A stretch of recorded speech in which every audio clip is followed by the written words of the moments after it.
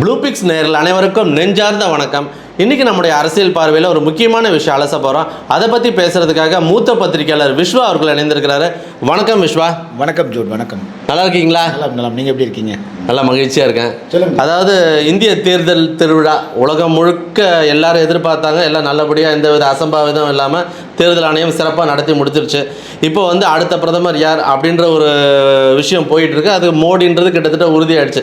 இப்போது ஒவ்வொரு கட்சிக்கான வாக்கு வங்கி யார் தோத்தாலும் ஜெயித்தாலும் அதை ரொம்ப உன்னிப்பாக கவனிக்கிறாங்க. இதில் அதிமுக பின்தங்கினாலும் ஓட்டு வங்கி உயர்ந்திருக்குன்னு சொல்கிறாங்க. இதில் குறிப்பாக திமுக 2014 27.18% வாங்கியிருக்காங்க. 2019 33.52% வாங்கியிருக்காங்க. 2024 அதாவது இப்போ நடப்பு தேர்தலில் 26.93 குறைஞ்சிருக்கு. இதை எப்படி பார்க்குறீங்க? இப்போ எல்லாமே என்னென்னா, பொதுவாக தேர்தலை பொறுத்த வரைக்கும் பார்க்குறது, மக்கள் பார்க்குறது என்னென்னா, வேட்பாளர் வெற்றி பெற்றாரா தோற்றாரான்னு தான் பார்க்குறாங்க. அது மட்டுமே ஒரு தேர்தலை சரியான பார்வை கிடையாது. ஏன்னா ஒரு வேட்பாளர் வெற்றி பெறுவதற்கு நிறைய காரணங்கள் இருக்கலாம். ஒன்று, அவர் தனிப்பட்ட செல்வாக்குன்னு வெற்றி பெறலாம். இப்போ எடுத்துக்காட்டால் நீங்கள் சௌமியா எடுத்துக்கலாம். தருமபுரியில் அவங்களுக்கு அந்த ஏரியாவில் தனிப்பட்ட செல்வாக்கு தானே தவிர பாஜகவினுடைய வாக்குகள் கிடையாதாங்க. நயினார் நாகேந்திரனுக்கு கொஞ்சம் கன்னியாகுமரியில் இந்துத்துவ வாக்குகளும், ஆனால் 90-95 விழுக்காடு பார்த்திங்கன்னா அவருக்கு அவருடைய தனிப்பட்ட ஒரு இதுதான், செல்வாக்கு தான். ஸோ எனவே இது போன்ற பல காரணிகள் ஒரு வேட்பாளரை வெற்றி பெற வைப்பதற்கான காரணங்கள். ஆனால் கட்சி ரீதியாக நீங்கள் பார்க்கும் பொழுது அது எத்தனை விழுக்காடு வாக்குகளை பெற்றிருக்கிறது அப்படிங்கிறது தான் அரசியலில் மிகச்சரியான துல்லியமான கணக்காக நம்ம பார்க்கணும். நம்ம அந்த அடிப்படையில் நீங்கள் பார்க்கும் பொழுது பார்த்திங்க அப்படின்னா, திமுகவிற்கு கடந்த தேர்தலை விட திமுக என்ற தனித்த கட்சிக்கு, திமுக கூட்டணி கிடையாது, திமுக என்ற தனித்த கட்சிக்கு கடந்த தேர்தலை விட கிட்டத்தட்ட 5.6 விழுக்காடு குறைந்திருக்கிறது வாக்குகள். அதே வேளையில் 40 இடங்களில் வெற்றி பெற்றிருக்கிறது. இப்போ இது திமுக கூட்டணி, சரிங்களா? வெற்றி பெற்றது 40 தொகுதியிலும் வெற்றி பெற்றது திமுக கூட்டணி, திமுக மெகா கூட்டணி. நீங்கள் விசிகா, இடதுசாரிகள் 2 பேர், அப்புறம் மதிமுக, இப்படி பல கட்சிகள் சேர்ந்த ஒரு கூட்டணி. காங்கிரஸினுடைய வாக்கு வங்கிகள் இதெல்லாம் சேர்ந்து தான் அதனுடைய கூட்டு வெற்றி. தனிப்பட்ட முறையில் பார்க்கும்போது 5.6 விழுக்காடு குறைந்திருக்கிறது அப்படிங்கிறது இது திமுகவிற்கு தமிழ்நாட்டில் அவர்கள் பெற்றிருக்கக்கூடிய அதிருப்தியை காண்பிக்கக்கூடிய ஒன்று. அதே வேளையில் பார்த்திங்கன்னா அதிமுக கூட்டணிக்கு இந்த பக்கம் பார்த்திங்க அப்படின்னா, மெகா கூட்டணியாக இருந்த அதிமுக தற்பொழுது கூட்டணியில் பெரிய அவங்க கவனம் செலுத்தலை. பாமக பாஜகவுக்கு போனபோது கூட ஒரு பெரிய எஃபர்ட்ஸ் எடுத்துக்கல. தேமுதிகவை மட்டும் அழைத்து கொண்டு இந்த தேர்தலை சந்திச்சிட்டாரு எடப்பாடி பழனிசாமி.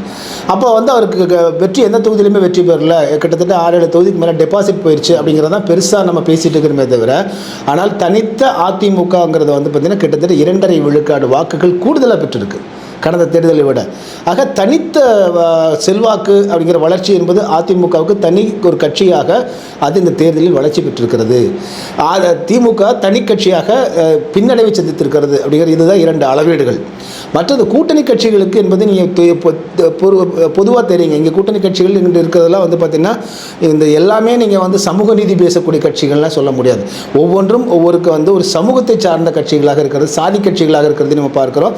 1-2 தான் அந்த கொள்கைகள் சித்தாந்தங்கள் அடிப்படையில் அரசியல் இருக்கக்கூடியது. அவங்களுக்குன்னு ஒரு வாக்கு வங்கி இருக்கும். யாருக்குமே போகாதவங்க அவங்களுக்குன்னு வாக்கு வங்கி இருக்குன்னு வச்சுக்கலாம். இதை வைத்து கொண்டு தான் இவர்கள் காலம் தள்ளிட்டு இருக்காங்க. ஸோ அந்த அடிப்படையில் பார்க்கும்போது இந்த தேர்தலில் உண்மையான வளர்ச்சி அப்படின்னு பார்த்தா அதிமுக ஒரு தனிப்பட்ட கட்சி வளர்ச்சியாகவும், தளர்ச்சி அப்படின்னா திமுகவுக்கு தான் இருக்குது. ஆக ஒட்டுமொத்த கூட்டணி பலத்தில் தான் இப்போ இவர்கள் திமுக வென்றிருக்கார். 2வது, திமுகவிற்கு புதிய வாக்குகள் கிடையாது. இருக்கிற வாக்குகளே திமுகவுக்கு குறைஞ்சிருக்கும் போது திமுக கூட்டணி கட்சிகளுடைய வாக்குகளுமே நீங்கள் பார்த்தீங்கன்னா கடந்த தேர்தலுடைய குறைந்து தான் இருக்குது. ஆக இப்பொழுது இவர்கள் பிரியாமல் நிற்கிற காரணத்தினால திமுக கூட்டணி வெற்றி பெற்றிருக்கிறது. அவ்வளோதானே தவிர இது எல்லா கட்சிகளையும் அழித்து விட்டு முன்னேறிய வெற்றின்னு திமுகவை நம்ம சொல்ல முடியாது. அதேபோல் அதிமுகவிற்கு எல்லா கட்சிகளுக்கும் கிடைத்த பின்னடைவாகவும் நீங்கள் அதிமுகவை சொல்ல முடியாது.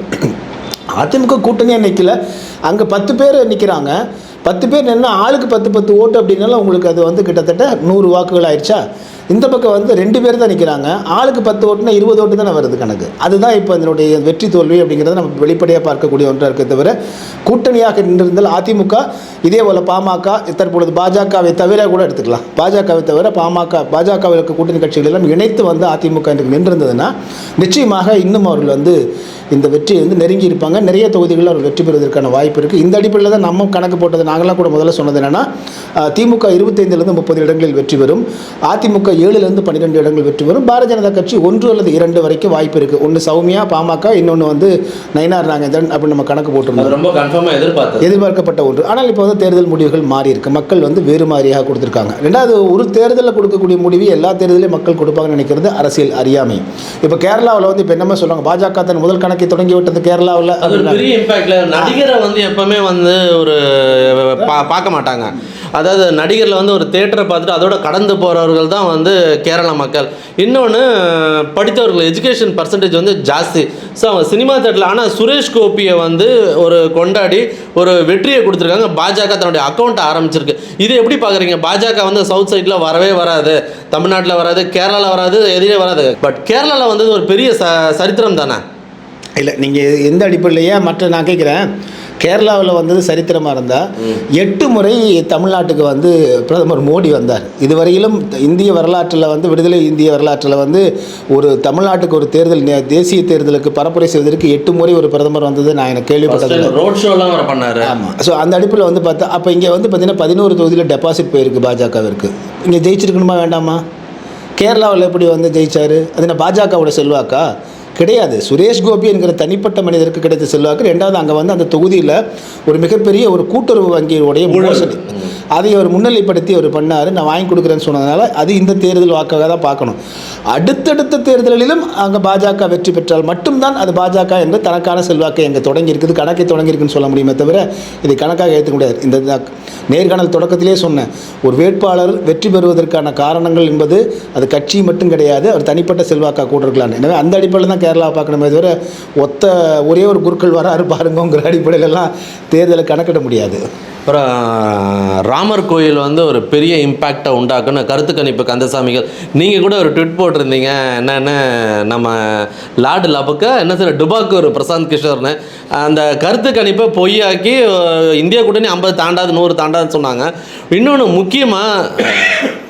முக்கியமாக ராமர் கோயில் கட்டின இடங்கள்லேயே பாஜக பெரிய அளவில் வெற்றி பெறலை. அது எப்படி பார்க்குறீங்க? இல்லை, இவங்களுடைய நீங்கள் முதல் 2வது கட்ட வாக்குப்பதிவுகள்லேயே பிஜேபிக்கே தெரிஞ்சிருச்சுங்க, இந்த தேர்தல் வந்து மக்கள் யாரும் வாக்களிக்கலை, இந்துத்துவ அலையோ மோடி அலையோவில் இல்லை அப்படிங்கிறது பிஸ்னஸ் ஸ்டாண்டர்ட் வந்து ஒரு பெரிய ஆர்டிக்கலாகவே போட்டிருந்தாங்க. அப்போவே போட்டிருந்தாங்க 2ஆம் கட்ட தேர்தல் அப்போவே.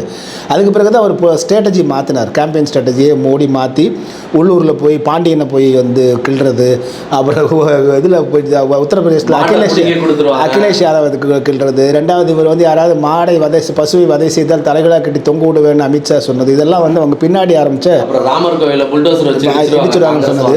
ராமர் கோயிலில் புல்டோசர் வச்சு காங்கிரஸ் வந்து இடிச்சிடுவாங்கன்னு சொல்லியிருந்தா இந்நேரம் வந்து அங்கே ஃபைசாபாத் அயோத்தியா மாவட்டம் இருக்கு இல்லைங்களா, ராமர் கோயில் இருக்கிற மாவட்டம், ஃபைசாபாத் தொகுதியில் பாஜக தோல்வி, சுற்றி இருக்கிற 5 தொகுதிகளில் பாஜக தோல்வி. புல்டோசர் வச்சு இடிச்சிருக்கிறது வந்து எஃபெக்டிவாக இருந்திருந்தா அங்கே வந்து 5 தொகுதியில் வெற்றி பெற்றிருக்கணுமே. ஸோ இந்த ராமர் எடுபடல. மாறா நீங்கள் இப்போ ஆனால் ஒடிசாவில் அவர் பேசுனது ஒடிசா மக்கள் நம்பிட்டாங்க. அது என்னென்னா அது ஒரு அந்த நேரத்தில் வந்து ஒரு மொழிவழி தேசிய ஒரு கொள்கையை வச்சுருக்கார். 2வது 24 ஆண்டுகள் ஆயிடுச்சுங்க. நீங்கள் 24 ஆண்டுகள் ஆட்சிக்கும் போது ஒரு ஆட்டோமேட்டிக்காக இயல்பாகவே வந்து ஒரு பாண்டியன் வந்து ப்ளஸ் பாயிண்டா மைனஸ் பாயிண்டா ஆனாரா? விகே பாண்டியன் இவங்க பாப்புலர் பண்ணி விட்டுருக்காங்க. அது வந்து இயல்பாகவே அங்கே வந்து பாப்புலர் பண்ணி விட்டாங்க. அங்கே இயல்பாக ஒரு அரசியல் நடந்துட்டு இருக்குது சரிங்களா. இவங்க பண்ண வேலை வந்து இவர் எப்படி வந்து பட்நாயக்கை வந்து காலி பண்ணணுங்கிறதுக்காக இவங்க என்ன பண்ணாங்கன்னா பாண்டியனை பரவல. ஆனால் பாண்டியனை பொறுத்த வரைக்கும் அந்த ஊர் மக்களுக்கு பாண்டியன் பற்றி நல்லாவே தெரியும். வாக்களிப்பதற்கு கூட ஆட்டோவில் வந்தவர் அவர். ஸோ அவர் வந்து எங்கேயுமே தன்னை முன்னிலைப்படுத்தவே இல்லை. நல்ல இமேஜ் இருக்கு. இல்லை, இவங்க சொல்கிற மாதிரிலாம் ஒரு பொலிட்டிக்கல் டான்லாம் அங்கே வந்து அப்படி அந்த மாதிரி தன்னை எங்கேயுமே அவர் முன்னிலைப்படுத்தல. அவர் முதலமைச்சருக்கு வந்து பின்னணியில் பட்நாயக்கு பின்னணியில் நின்னார். அவர் அவ்வளோதான். அவருடைய கட்சியில் ஏங்க இப்போ வந்து இன்றைக்குமே மோடிக்கு வந்து நம்பிக்கைக்குரியவர்கள் தமிழ் ஐஏஎஸ் அதிகாரிகள் தாங்க இன்றைக்குமே. அது குஜராத்லேயும் சரி டெல்லியிலையும் சரி. ஸோ அதனால் வந்து அவர் ஹிட் பண்ணியிருக்காங்க. ஆனால் என்ன இதில் நடந்தது வந்து பாண்டியன் பிரபலமாயிட்டாரே தவிர அதுக்கும் தேர்தல் தோல்விக்கும் சம்மந்தமாக இருக்கிறத நான் நினைக்கல. ஆனால் இன்னொன்று நல்லா கவனிச்சிங்கன்னா இந்த வெற்றி பெற்றதுக்கு பிறகு பத்திரிகையாளரை சந்திச்சார், அதில் உரையாற்றினார்ல நரேந்திர மோடி. அதில் நல்லா கவனித்து பார்த்தீங்கன்னா அதுக்கு முன்னாடி ஜெய் ஸ்ரீராம் சொல்லிட்டு இருந்தவர், அதில் ஜெய் ஜெகநாத்னு முடிச்சார். ஸோ இப்போ என்னன்னா ராமர் கையை விட்டார், ஜெகநாத் வந்து காப்பாற்றிருக்காருன்னு அர்த்தம். ஸோ இவர்கள் வந்து கடவுளையே மாற்றுறாங்க. நீங்கள் வந்து கடவுள்னா ஒரு கடவுள் தான் நீங்கள் நம்பணும். அந்த கடவுள் கை விட்ட உடனே அந்த கடவுளை விட்டுட்டு புது கடவுளை பிடிக்கிறேன்னா உன்னை விட அரசியல்வாதி உலகத்தில் யார்? ஸோ இதுதான் அவங்களுடைய அரசியலாக இருக்க வழி. இவர்கள் வந்து ஆன்மீகத்தையும் கடவுளையும் வைத்து அரசியல் செய்பவர்களாக இருக்கிற காரணத்தினால தான் இந்த முறை 240 மக்கள் நிறுத்தி அப்படியே கொஞ்சம் 5 ஆண்டுகளுக்கு நீ உருட்டிட்டு கிடங்க அப்படின்னு கொடுத்துருக்காங்க. இன்னும் காங்கிரஸ் வந்து உங்கள்கிட்ட நம்பிக்கை இல்லை. காங்கிரஸ் கடந்த காணொலியில் சொன்னது போல இந்தியா கூட்டணிக்கு அவர்களுக்கே நம்பிக்கை இல்லை, ஒருத்தருக்கு ஒற்றுமை இல்லை. நான் பிரதமர் ஆகிறதா, நான் சபாநாயகர் தானே இப்பவே சண்டை போட்டுக்கிற காரணத்தினால முன்னாடியே அவங்க பிரிச்சுட்டாங்க. இந்த போர்ட்ஃபோலியோ நமக்கு இவங்க கன்ஃபார்மாக ஜெயிச்சிரும்னு நினைச்சிட்டாங்க. பிரதமர் யாருன்னு கடைசி வரைக்கும் நான் ஆரம்பத்தில் எல்லாருக்கிட்டையும் கேட்ட ஒரே கேள்வி, பிரதமர் யாருன்னு சொல்ல. இப்போ மம்தா பானர்ஜிக்கு இமேஜ் இருக்கு இல்லைன்னு சொல்ல, ஆனால் ராகுல் காந்தி தெரிஞ்ச முகம் இந்தியா முழுக்க குக்ராம் ஒன்றுமே இல்லை. அரவிந்த் கெஜ்ரிவால் நிறுத்தி இந்த பிரதமர் வேட்பாளர் நிறுத்தியிருந்தா கூட இன்னைக்கு வந்து ஒரு வெற்றி பெற்றிருக்கலாங்க. அதை செஞ்சிருக்கலாம் அவங்க. யாராவது ஒருத்தர் கை காட்டி இருக்கணும். ஏன்னா ஒரு படித்தவர், அவர் அங்கே டெல்லியில் நல்லா அட்மினிஸ்ட்ரேஷன் பண்ணுறாங்க அடிப்படையில் கூட நிறுத்திருக்கலாம். அதை கூட அவங்க செய்கிறதுக்கு யாருக்கும் மனசு வரல. ஏன்னா நீயா நானாங்கிற போட்டியில் நண்டு மாதிரி ஆளால் கீழே வந்து காலை பறிக்க தான் செய்கிறாங்க, இதில் மேலே ஏறுறது இல்லை. அதனால தான் இப்போ வந்து பார்த்திங்கன்னா 2 கட்சிகளுக்கும் இல்லாமல் நடுவில் மக்கள் நிறுத்திருக்காங்க. 5 வருஷத்துக்கு நீங்கள் வந்து உருண்டுகிட்டே தான் கிடக்கணும், ஒன்றும் பண்ண முடியாது. அதுதான் 5 வருஷம் நீடிக்குமான்றது டவுட்டு தான். இல்லை யார் மாறி மாறி அடிச்சுக்குவாங்க, அவ்வளோதானே, வேற என்ன. மாறி அவங்க இப்போ சந்திரபாபு நாயுடு வந்து அவர் வந்து அமைதியாக இருக்கிற வரைக்கும் அவர் இருப்பார்.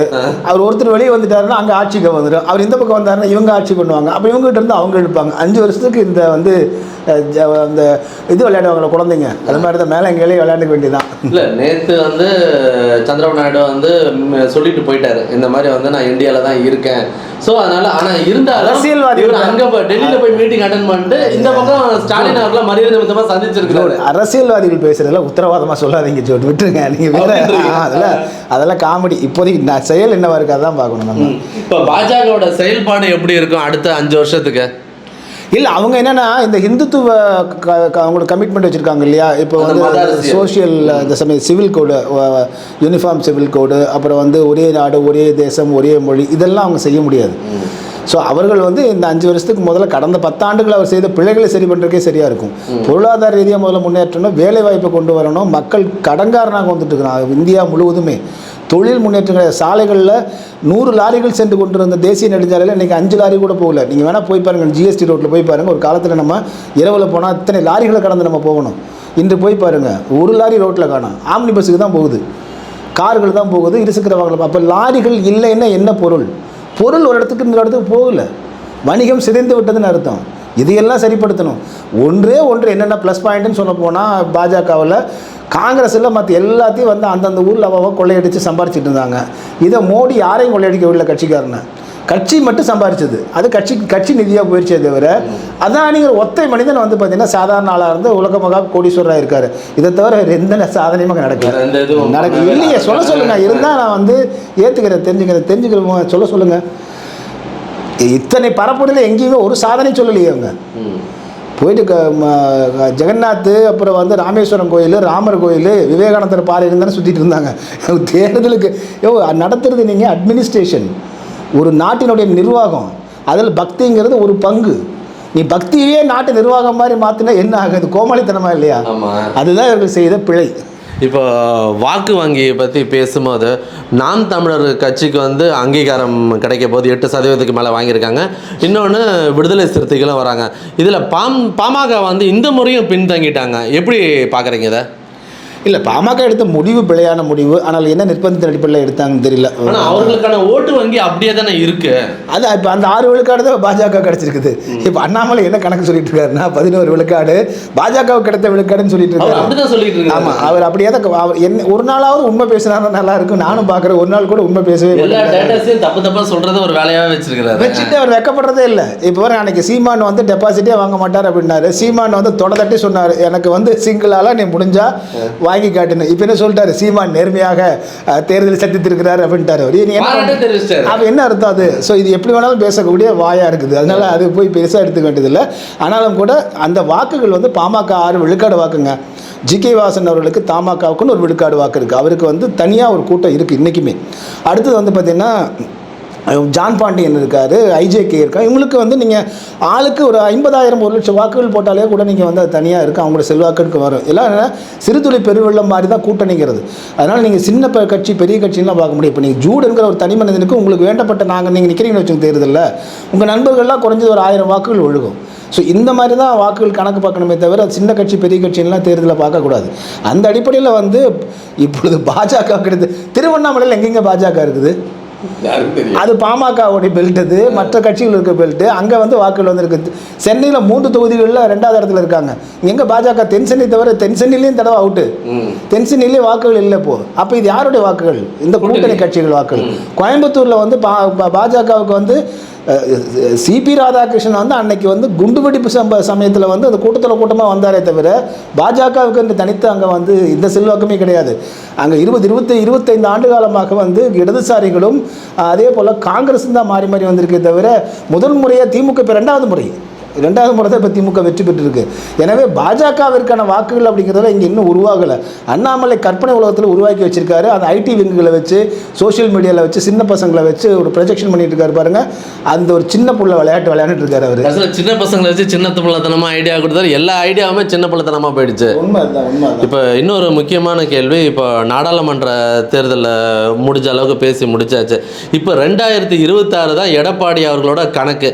அண்ணாமலையும் அதற்கு போட்டியாக இருக்காரு. அதனால தான் கூட்டணியை உடச்சி விட்டார். இப்போ திராவிட கட்சிகள் தங்களுக்கு கிடைத்த ஓட்டு, ஆனால் பப்ளிக் வந்து ரொம்ப இப்போ முதல் மாதிரிலாம் கிடையாது.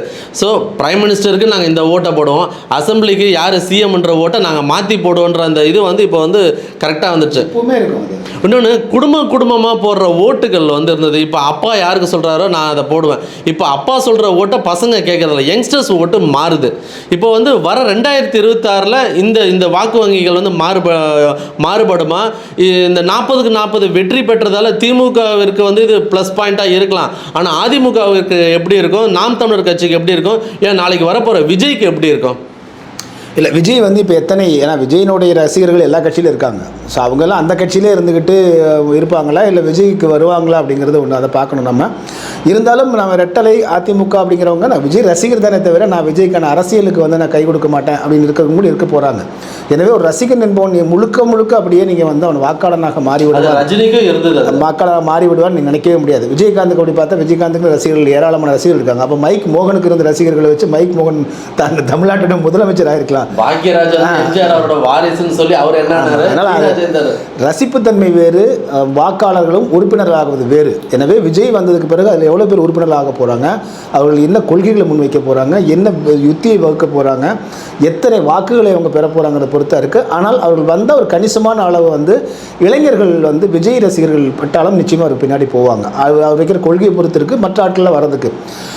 அடுத்தது வந்து நாம் தமிழர் கட்சி அடுத்து இப்போ ஏற்கனவே 3லேருந்து இப்போ 8 விழுக்காடு ஏறிட்டாங்க. அடுத்து என்ன, இந்த தேர்தலில் 16 விழுக்காடு அவங்க தொட்டிருக்கணும். ஆனால் அவங்களுக்கு என்னென்னா இந்த சின்னம் மாற்றப்பட்ட நேரம் கடைசி நேரம் மிக 20 நாட்களில் ஒட்டுமொத்தமாக பரப்புரை செய்ய வேண்டியது, பொருளாதார நெருக்கடி அவங்களுக்கு வந்து மற்ற கட்சிகள் போல் பெருமையை செலவு செய்து இப்போ தேர்தல் பரப்புரையை விளம்பரங்கள்லாம் பண்ண முடியல. பேக்கப் கிடையாது அவங்களுக்கு. இருக்கிற காசை வச்சு அதை வந்து வாக்குகளுக்கு பணம் கொடுக்காம உலகெங்கிலும் இருக்கக்கூடிய தமிழர்கள் 5000, 2000, 1000 போடக்கூடிய பணத்தை வச்சு தான் கட்சியை நடத்திட்டு இருக்காங்க. ஸோ அப்படி இருக்கிற பட்சத்தில் இத்தனை வாக்குகள் வாங்கியிருக்காங்கன்னா இது அடுத்த முறை இன்னும் அவர்கள் இதில் நிறைய கற்றுக்கொண்டு அவர்கள் இன்னும் முன்னேறுவாங்க. அது வந்து ஒரு கணிசமான இன்னொரு 16 விழுக்காடு இடத்துல நிச்சயமாக தாண்டிடும். அப்போ விஜய் வந்து எத்தனை விழுக்காடு வாக்குகளை எடுக்க போகிறாரு, அவர் ஒரு 16 வாக்குகளை எடுத்தார்னு வச்சுங்களேன் இப்போ விழுக்காடு வந்த உடனே. ஸோ அப்போ நீங்கள் வந்து கிட்டத்தட்ட 25 விழுக்காடுகள் ஆவரேஜாக போயிடுச்சுன்னா தமிழ்நாட்டினுடைய சட்டமன்றத்தை தீர்மானிக்கக்கூடியவங்களாம் 2 பேர் மாறிடுவாங்க. அது அப்படி இருக்குன்றீங்களா? ஏன்னா ஏற்கனவே விஜய் சந்திப்போ இன்னொன்று சீமான் தம்பி வந்தா ஓகே தான். நான் இளைஞனே சொல்லலைங்க, நான் அதுக்கே போகல. அதெல்லாம் அவங்க தனிப்பட்ட விருப்பம். தனிப்பட்ட முறையில் விஜய் வந்து எத்தனை விழுக்காடு வாக்குகளை சட்டமன்றத்தில் பெறப்போகிறார் அந்த அடிப்படையில் சொல்கிறேன். ஒருவேளை அவர் 10 விழுக்காடு பெற்றுட்டார்னு வச்சுக்கலாம், அவருடைய அந்த ரசிகர் தன்மை, அவருக்கான ஒரு புதிய ஒரு என்ட்ரி அப்படின்னு ஒருவேளை தான் சொல்கிறேன், நான் உறுதியாக சொல்ல. ஒருவேளை 10 விழுக்காடுன்னா நாம் தமிழர் கட்சி ஒரு 15 விழுக்காடுக்கு அந்த நேரத்தில் வந்துடுவாங்க. அப்போ 2 பேர் சேர்ந்தாலும் 25 விழுக்காடு வாக்குகள் வந்து ஒட்டுமொத்தத்திலேருந்து குறையும். அப்போ திமுக அதிமுகவுக்கு இன்னும் அது வந்து டவுன் ஆகும். சரிங்களா? அப்போ தீர்மானிக்கக்கூடிய சக்தியில் இந்த 2 பேரும் வந்துடுவாங்கன்னு சொல்கிறேன் நான். ஸோ அதற்கான சாத்திய சாத்தியக்கூறுகள் இருக்குது. ரெண்டாவது திமுகவில் வந்து அடுத்து நம்ம ஏற்கனவே சொன்னதை போல தான் இப்போ மு.க. ஸ்டாலின் ஐயா அவர்கள் வந்து உடல்நிலை கருத்தில் கொண்டு ஒரு ஓய்வு எடுத்து அடுத்தது உதயநிதிக்கு கொடுக்குறாங்கன்னா உதயநிதி அடுத்த புதிய கட்சியை வந்து எப்படி நிலைநிறுத்த போகிறாரு, அவருடைய நிர்வாகத்தை கொண்டு வரணும். அதே போல் தேர்தலை சந்திக்கக்கூடிய அளவுக்கு தனித்து நின்று தேர்தலை சந்திக்கக்கூடிய அளவுக்கு அவர் வரணும். அந்த நிர்வாகங்கள்லாம் இருக்குது. அதற்கு வந்து அவருக்கு இந்த தேர்தல் 26க்குள்ளே தயாராகிடுவாரா அல்லது இன்னும் 5 ஆண்டுகள் அவருக்கு தேவைப்படுமா, அடுத்த 31க்கு தான் அவர் தயாராவாரா அப்படிங்கிறத நம்ம பொறுத்திருந்து தான் பார்க்கணும். ஸோ இதுதான் அரசியலுடைய நிலைப்பாடு. ஆனால் 26 தேர்தல் வந்து கடந்த தேர்தல்களைப் போல இல்லாமல் புத்தம் புதிதாக இருக்கும் அப்படிங்கிற உறுதி. அதுக்கான அறிகுறி தான் 24 நாடாளுமன்ற தேர்தல். ஓகே, நீங்கள் ஏடிஎம்கே விட்டுட்டீங்க. எடப்பாடியோட தலைமையில் வந்து எப்படியும் வந்து அட்லீஸ்ட் குறைஞ்சது ஒரு 4 சீட்டாவது வின் பண்ணணும்னு ப்ரெடிக்ட் பண்ணியிருந்தான். 6 இல்லை 2 வின் பண்ணிக்கலாம், 1 கூட இல்லை வாஷ் அவுட்டு. ஸோ அவரோட தலைமைக்கும் வந்து உள்ளே இருக்கிறவங்களே வந்து ஏற்கனவே அவரோட பொதுச்செயலாளர் பதவிக்கு ட்ரை பண்ணிட்டு இருக்காங்க. கட்சி 2வது எடுக்கிறதுக்கு பாஜக மேலே ட்ரை பண்ண, ஆனால் இனி அதற்கான வாய்ப்பு இல்லை. ஸோ அவர்களோட வேலைப்பாடுகள் எப்படி இருக்கும்? இப்போ டிடிவி ஓபிஎஸ் எல்லாம் பிரிஞ்சிருக்காங்க. இவங்கெல்லாம் ஒன்று சேருவதற்கான வாய்ப்பு இருக்குல்ல, சேர்ந்தால் எப்படி இருக்கும்? இல்லை, நீங்கள் இப்போது இது ஒரு வாஷ் அவுட்டுங்கிறது திமுகவும் ஆயிருக்குங்க, அதிமுக ஆயிருக்கு, எல்லா கட்சியிலுமே ஆயிருக்கு. அது ஒரு பெரிய, நான் ஏற்கனவே சொன்னது போல் தேர்தலில் வேட்பாளர்கள் வெற்றி பெறவில்லை அப்படிங்கிறதுக்காக கட்சி முடிஞ்சு போச்சுன்னு சொல்ல முடியாது. அதான் அந்த தேர்தலில் வெற்றி தோல்வி, அவ்வளோதான். ஸோ இது வந்து ஜனநாயக போட்டியில் வந்து யார் வெற்றி பெறாங்க தோல்வி பெறாங்க ஒரு கேம் மாதிரி தான். அது கேமில் இந்த கேமில் அவங்க தோற்றுருக்காங்க, அவ்வளோதான். ஆனால் அதே வேளையில் வந்து எடப்பாடி தொடக்கத்திலிருந்தே வந்து இந்த கட்சி வந்து நிலையாக இப்போ நிற்பதுக்கு காரணமே சசிகலா அவர்கள் ஒதுங்கி நின்ற காரணத்தினாலும் டிடிவி ஓபிஎஸ் எல்லாம் ஒதுக்குனதுனால தான் அதிமுகவுக்கு அவருக்கு பின்னாடி அந்த அதிமுக தொண்டர் கூட்டம் அப்படியே இருக்குது. விழுக்காடு ஏறி இருக்குது, 2.5 விழுக்காடு அவர்களுக்கு வாக்குகள் ஏறி இருக்குது. ஸோ அவரோட டெசிஷன் எல்லாமே கரெக்டு தான். ஆமாம், இந்த முறை அவர் செய்த பிழைன்னா கூட்டணியை வந்து அலட்சியமாக விட்டது. நாடாளுமன்ற தேர்தல் தானே போனா போகுதுன்னு விட்டது. அவர் 2026 ஃபிக்ஸ் பண்ணிட்டாரு. அது அவர் செய்த ஒரு பிழையாக நம்ம பார்க்கலாம். இரண்டாவது வந்து இப்போ குறிப்பாக வந்து கோயம்புத்தூர்லலாம் வந்து அந்த சிங்கை ராமச்சந்திரன் நினைக்கிறார். அவர் வந்து வேலுமணிக்கு வந்து அவருக்கு உடன்பாடு இல்லை. வேலுமணிக்கு உடன்பாடு இல்லாத ஒரு இடத்துல போய் ஒரு வேட்பாளர் நிறுத்தினாங்கன்னா எப்படி வேலை செய்வாங்க? ஸோ இது போன்ற சில தவறு, இதுதான் இந்த இதுக்கு காரணமே தவிர மற்றபடி வந்து கூட்டணி பலம் இல்லைங்கிறது தான் முக்கியம். அதனால் கூட்டணியை பற்றி பெருசாக எடுத்துக்கல. இது அலட்சியமாக இருந்திருக்க வேண்டியது இல்லை அப்படிங்கிறத. ஏன்னா இப்போ தான் எடப்பாடி வந்து ஸ்கோர் பண்ணிட்டு வந்துட்டு இருக்காரு, கட்சியை தன்னகப்படுத்தி வந்துட்டு இருக்காரு. அதில் இந்த தேர்தலை அவர் அலட்சியமாக விட்டது ஒரு பிழையாக நம்ம பார்க்குறோம். அடுத்த தேர்தலில் அவர் வந்து பிக்கப் பண்ணிப்பாங்க அப்படிங்கிறதான் நம்ம இதுவரைக்கும் அவருடைய கடந்த கால வரலாறை பார்க்கும்போது நமக்கு தெரியுது. ஓகே, உங்களுடைய ஆழமான அழகான கருத்துக்களை நீங்கள் எங்கே இருந்தாலும் ப்ளூ பிக்ஸ் நேயர்களுக்கு ஒதுக்கி புரிகிற மாதிரி எடுத்து சொல்கிறதுக்கு மிக்க நன்றி. மீண்டும் ஒரு காணொலியில் உங்களை சந்திக்கிறேன். நன்றி, வணக்கம்.